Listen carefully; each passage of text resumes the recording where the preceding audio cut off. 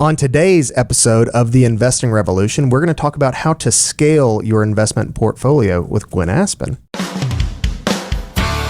This is The Investing Revolution, a podcast designed to help your real estate investment strategy. On this podcast, we'll teach you the actionable steps to take and pitfalls to avoid so that your real estate investing can thrive. Welcome to The Investing Revolution. I am your host, Jonathan Cook, and with me is my sometimes host, Christine Bennett. Hi, hey, guys. Christine. Welcome. We're back together. I know. It's all fun. We're in Vegas, so it's a fun place. And with us, we have a special guest, Gwenn Aspen. How are you today? I am great. Gosh, the energy on this podcast, I'm loving it. Yeah. Oh, and everybody missed all the fun energy beforehand. Where we were talking about dazzling features and being all fancy. It was great. Yeah. That's the kind of energy that we want to bring to this. Fabulous, we're right, in Jonathan? Vegas. Yeah. Fabulous, stunning, all the words. I heard I was fancy. So today, guys, what I want to talk about scalability. So when we talk about real estate investing, I think we have given quite a bit of the steps, Christine, for how to start, right? Mm-hmm. How do you start? How do you get into this? What do we do? What are the first steps? We've gotten through that. I think we've made quite a few deep dives into how to get started, how to build your strategy. So let's say maybe you have your first house, second house, third maybe. How do you continue to scale that to the point where you can stop worrying about the little stuff?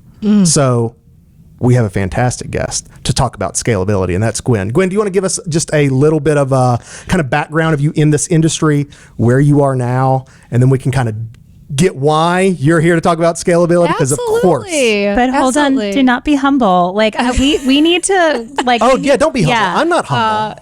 Christine has never been accused of being humble. No, I haven't. But so my history in the industry started in 2006 when my husband and I started a property management company called CPM Realty in Omaha, Nebraska. And we just put up the shingle and said, oh, we have a business here. I worked as a farmer rep to pay the bills while he started that business. And then we grew it to 2,000 doors and also had a maintenance company. And we rebranded in there to Wistar Group. And then we recently in November sold that to Pure Property Management. While we were doing that, we also came up with our company that we currently are running together called Anequim.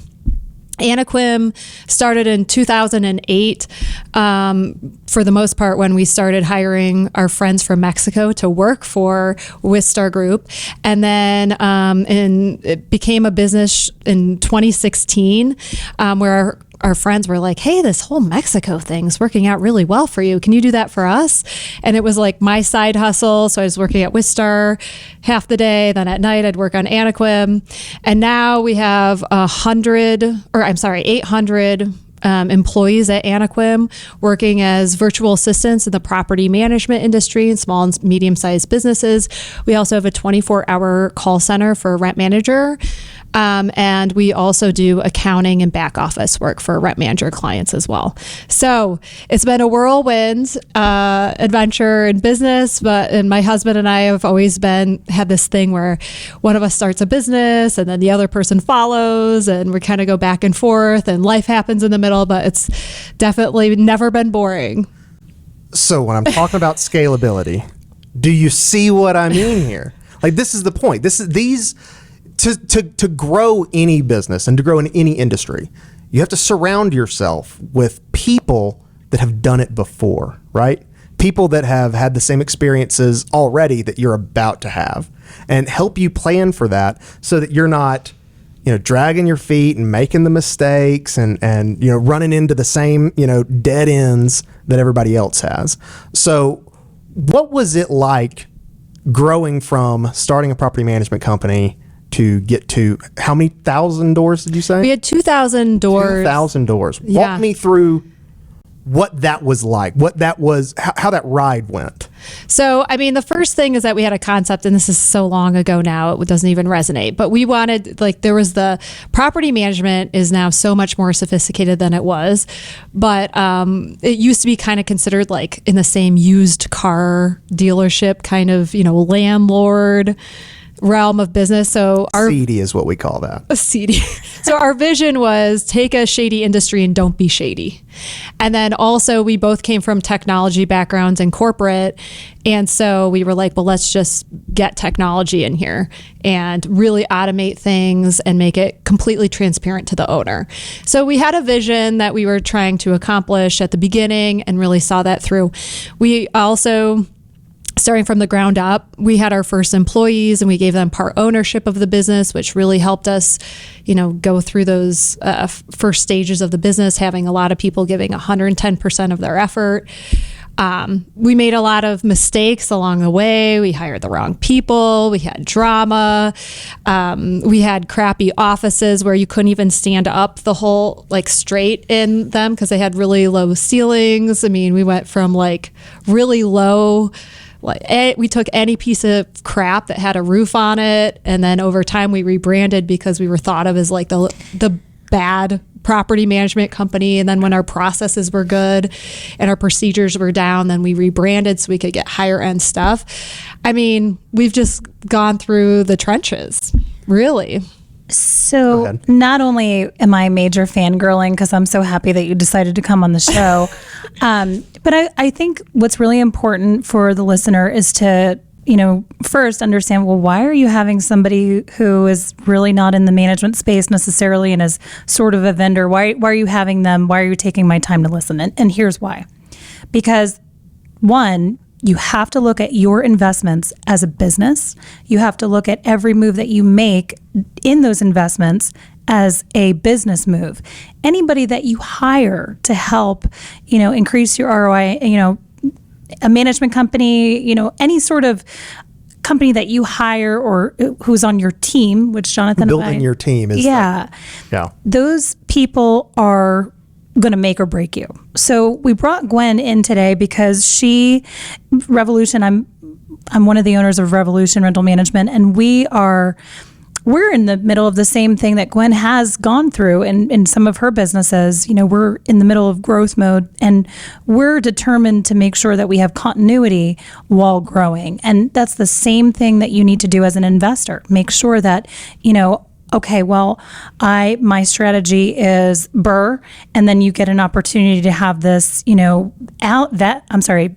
add property. Maybe that doesn't work for you. Maybe you're not in that position, and you have to scale your business appropriately. So I want to take that and kind of tie all this together with exactly what you're going off of here. So when you're scaling property management businesses, or you're scaling any business, you don't just take all the business that you can get. Maybe when you first start, maybe you do. I know that we have plenty of clients that just fell into our lap, and we have them. Congratulations, us. We get to deal with them now. But it's great when you get to go out there and choose them. And that's the same thing for a real estate investor. Just because some wholesaler has thrown an address across your lap, and maybe you can afford it, but it doesn't fit with what you're trying to do, you don't take everything that shows up. Oh my gosh. 100%. And I think it comes with confidence over time. So I do remember this critical moment where we shifted gears and decided that we don't need to be the low income property management company anymore. We had this building where we kind of became the Cricket store. Do you know Cricket phones where it's very retail, and you go into the store, you pay your bill. It's for people who don't have any credit or anything, and you're just paying cash. We were kind of that thing where our doors were always open, and it was just this revolving door of people paying cash who didn't have credit. And we decided we're going to lock our doors. We're not taking this. We're going to lose this building that pays a lot of bills and makes us a lot of money, and we're going to go after higher end business. And it was a huge thing for us because this client, this business, and you have those clients who are like, I have this dog over here, but then I have these nice buildings over here, and you can't get the nice stuff without the dog. Well, what was it do you remember a specific point? Was it a specific bad property that you managed, or was it? Okay, tell me about that. Well, it was this. What was the experience that made you go, never again? Well, it was just the deciding who are we going to be. So It was a level 10 meeting with all the owners, and it was like, are we going to be this business where we just take any piece of garbage, or are we going to have standards? And locking our doors and then improving the online experience was going to get us a different clientele, because we were going to have an amazing website. We were going to have everything online, and that current clientele didn't know how to use a computer, didn't have email addresses, you know. So we made that strategic decision and never looked back. But we had to really look at ourselves and be like, do we believe in ourselves enough to make this transition and to maybe make less revenue while we're building it? And we decided to do that.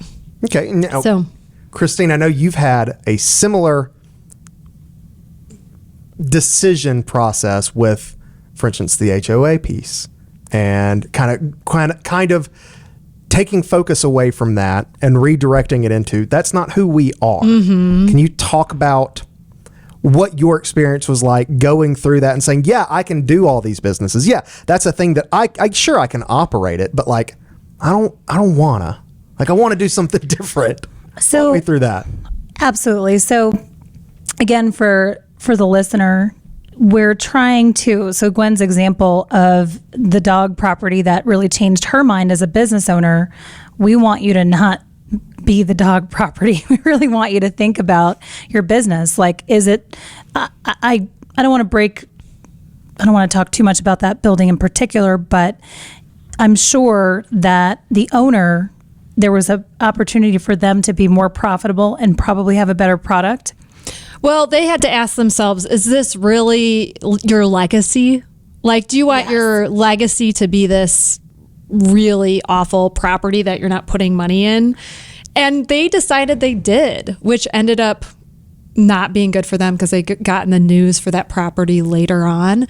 And it really did ruin their reputation. But I think those are discussions that we as property managers have to have with investors. Like, what does this say about you? Is this the legacy? And sure, this makes money, but maybe we want to elevate ourselves. And just like business people, it's the same thing. And so when we're talking about that, and I don't want the listeners to, get a different depiction of this than what I think we're all talking about here. We don't necessarily just mean that it's a low priced property. We mean that it's a property that's not being taken care of. And you can have a multi-million-dollar property that's a dog, and you can have a $100,000 property that is a show dog, or something that's a great trophy to stick on the mantle of, look, bought this property for $50,000, put $20,000 in it, it's renting for $1,100, and I take good care of it. There's a major difference between what we as people in the property management industry depict as dogs than what I think people that are just kind of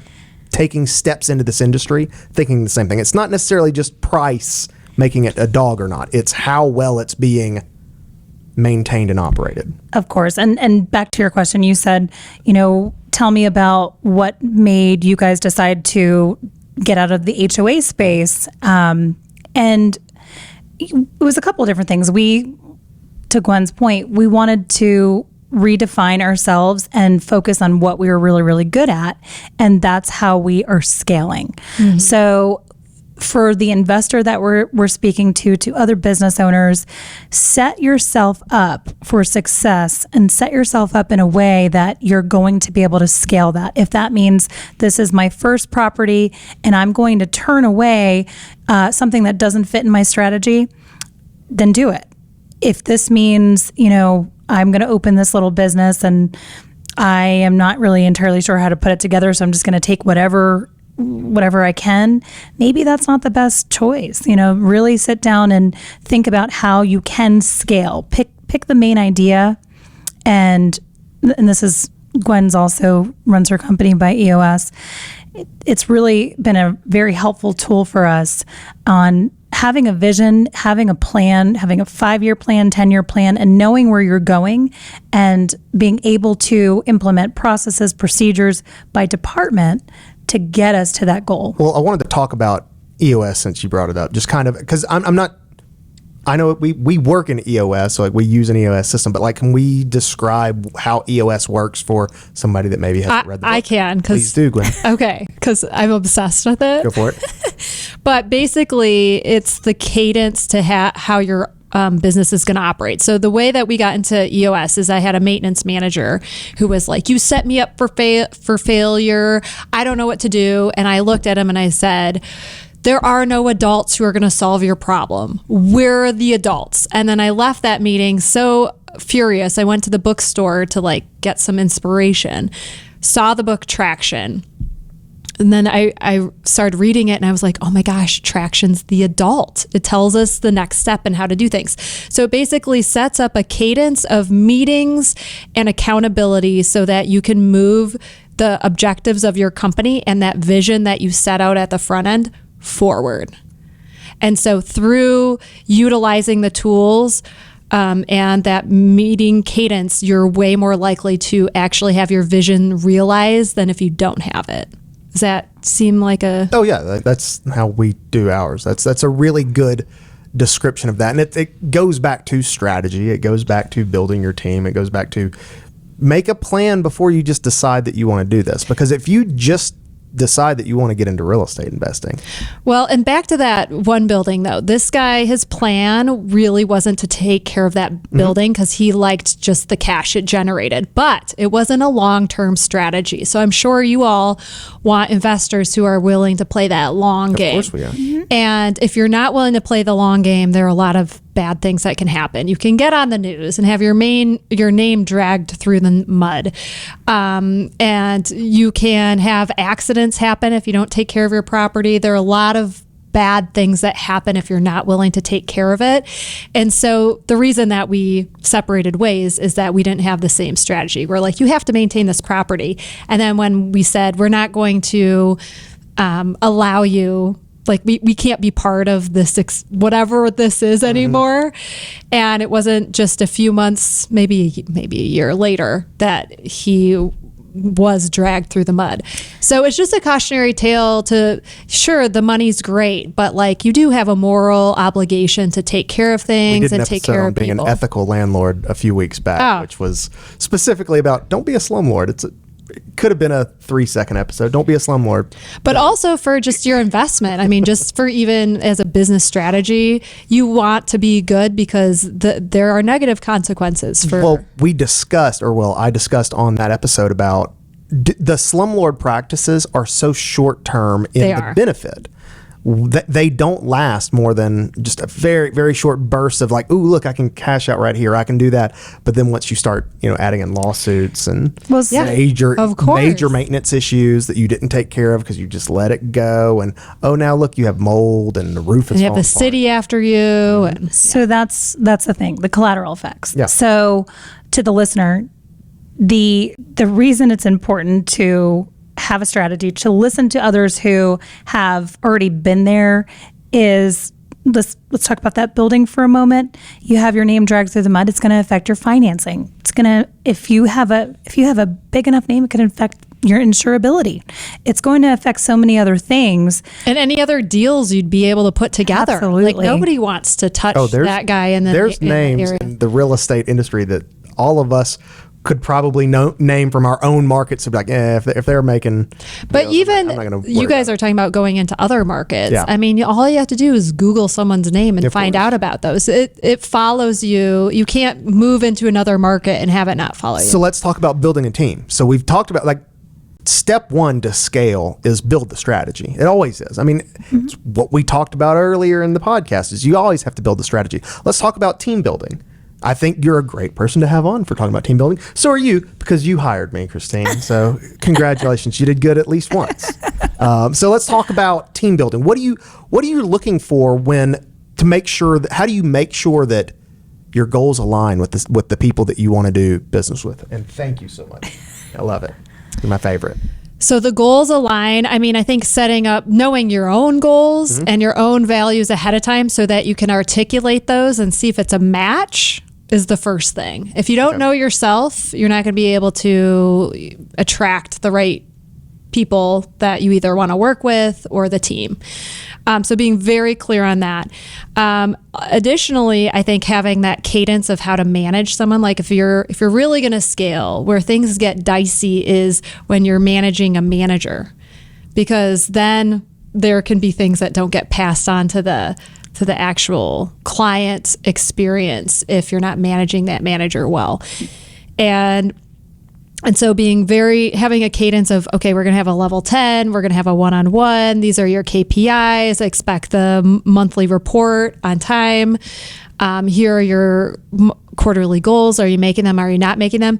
Having the clarity of the expectation and then enforcing that those things actually get done and having accountability really creates the essence, like, hey, we're not messing around here. Like, this is an amateur hour. Mm-hmm. And then that trickles down to the rest of the team.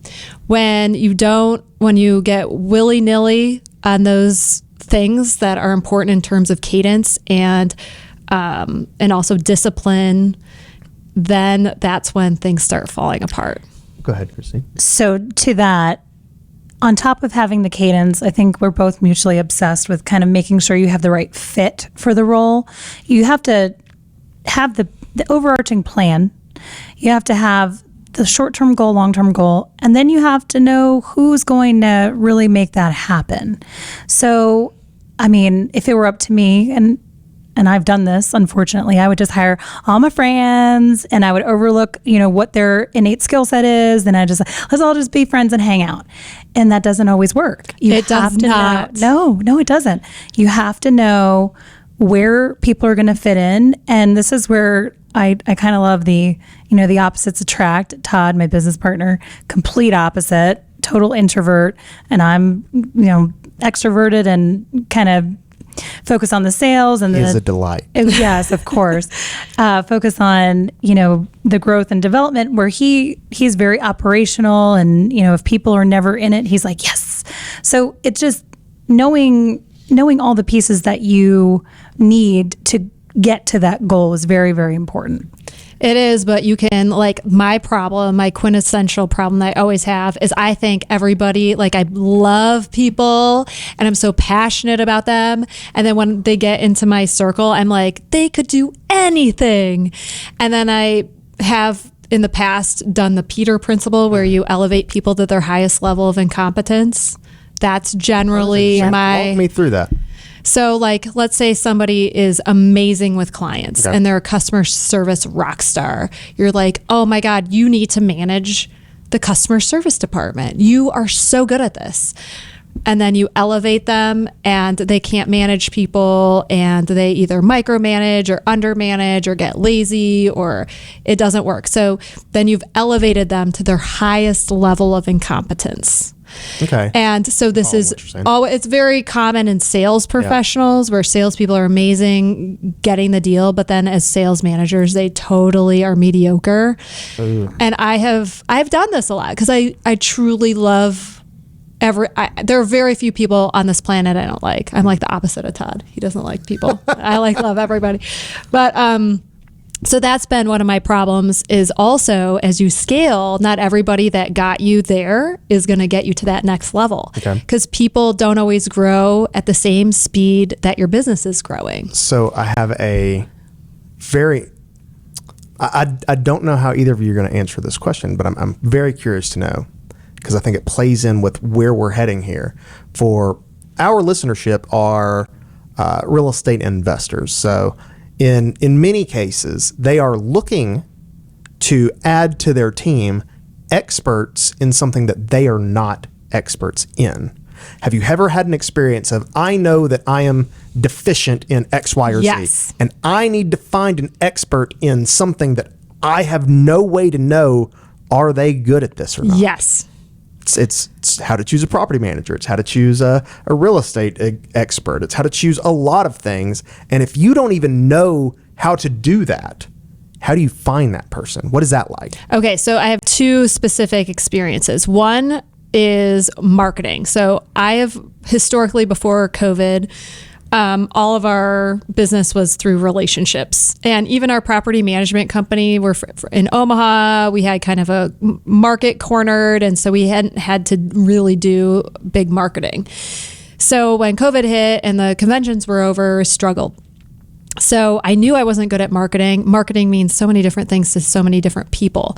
So what I did was hire a fractional CMO or chief marketing officer. And so when I started the relationship, I'm like, you're a consultant. That means that this relationship's going to start and it's going to end. So I want to talk through the fact that we're not going to work together forever. And I want to make sure you know, like, that I still want to be friends with you after when this engagement is over. So let's make the engagement for a certain amount of time and then we can go from there. But I mean, I can't hire you as a consultant forever. So being very clear on the front end of how long an engagement is helpful. And then getting that expertise so that you can gain the knowledge through working with a person has been helpful. The other thing is, like, we do have in-house computer programming because we're creating our own software. I don't know how to hire that person. So I did spend the money for a recruiter in that specific area. Okay. I've also hired people I didn't really know and just try to see if it works. Sometimes it does, sometimes it doesn't. I mean, there are lots of different ways to do it. So to what Gwenn was saying about the marketing, what was the title? Marketing? It's a chief marketing officer, but on a fractional basis. The chief marketing officer. So what I've noticed for investors specifically who are reaching out to our firm right now, there's a lot of syndications going on, and there is, we know that a lot of those are value adds, and they're coming to work with us for a period of time. There's a start date and there's an end date. And I think that being very honest, knowledgeable, and transparent with them is helping us help them. So, I'm like, well, why are you so concerned about the maintenance element if it's a value add? Oh, well, I want to save some money. Okay. But when you refinance, the bank is going to look specifically on what you did to the property. Mm-hmm. So if you really want to be out in 5 years, you need to have like that real deal conversation. And to your original question, which was kind of picking the right people. When you don't have any idea. When you have no idea. Yeah. So I'll put an example to this. So back when I was a property manager, I would have some very interesting feedback. And I remember it was one of my favorite clients who is actually still with us. And he sat in my office and he had a little bit of a Southern drawl. And he's like, I don't know anything about a Southern drawl. Oh, yeah. Well, he's like, sometimes I don't know that I really like you that much. And I was like, yeah, I've gotten that before. He's like, but you really seem to know how to do this. And this is where we've had clients who they were maybe smaller or didn't really know what their real strategy was. And, I was really trying to explain to them like the process and the procedures and kind of what that looks like. And then they would take their 15 or 20 units to a sales agent who was just really nice and cool and would let them do whatever they wanted to do. And we lost business because of that. And that is okay.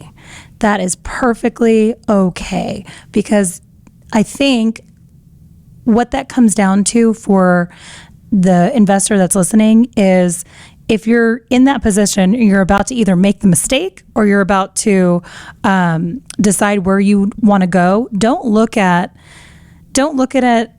who you like, who you don't like. Look at what purpose it's serving, and that goes for us hiring. That goes for you hiring. That's just across the board. Well, I would also say, like with that developer, we didn't know what we were looking at. So we had a friend who's a developer. We're like, give them, whoever is applying, a small project. So from your investor's point of view, if they had a friend who was really successful in investing, in the interview when they're making their property management hire, that can be helpful. Or just even say, what questions should I be asking?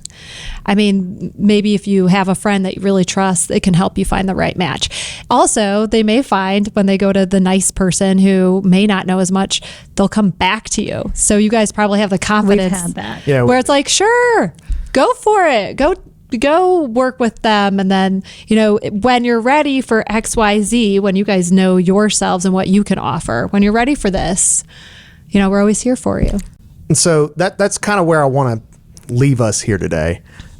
Just on a final thought, you might not always like who's on your team, it may be difficult to reach out and find someone that you want to be on your team. That is always very difficult. But when you find someone that knows way more than you and then can prove it, and then can prove it with not just here it is on paper, but show you in your own profits and your own returns.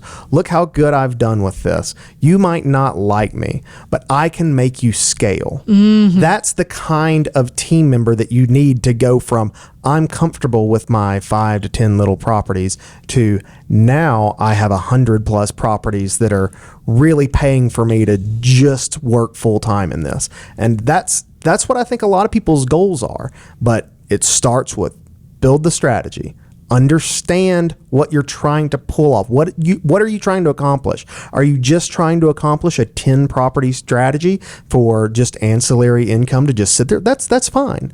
That's a strategy, and you can build that, and then you can find the kind of people that operate with that. Or are you trying to build some quick, fast scaling? I'm going to build a ton of equity very quickly, and this is how we've got to operate it. That's a different strategy. You've got to understand people that can scale with you there. And then it's got to grow from that with the right team that knows what they're doing. For the first time that you put someone in there that doesn't know what they're doing, it's going to fly off the rails. And just ask the people, if you're going to build a big real estate portfolio, are these the people who are going to help me build this financial legacy with rental properties? And I think people, even if you don't know the nuts and bolts of property management, you can get a pretty good gut check of, is this person just nice, big hat, no cattle? Or is this somebody that really understands what they're doing and has the knowledge, the time in the industry, the know-how, boundaries to make sure that they're thinking about your property? Those are the things that you want to know, and that's the gut check. I think we really said it all. I think you start out with a vision, and if scale means that you want to have 10 properties, align yourself with whoever you choose to help you do that. Align yourself so that you can scale it to that 10 properties. If that means you want 100 properties, then align yourself with someone who's going to help you scale to get to that point and not make as many mistakes as others. I think that's really the takeaway from this. No, I agree. And I want to thank everyone for listening and watching today. Make sure that you like and subscribe and come back in 2 weeks when we'll have another episode. Hey, thank you all so much.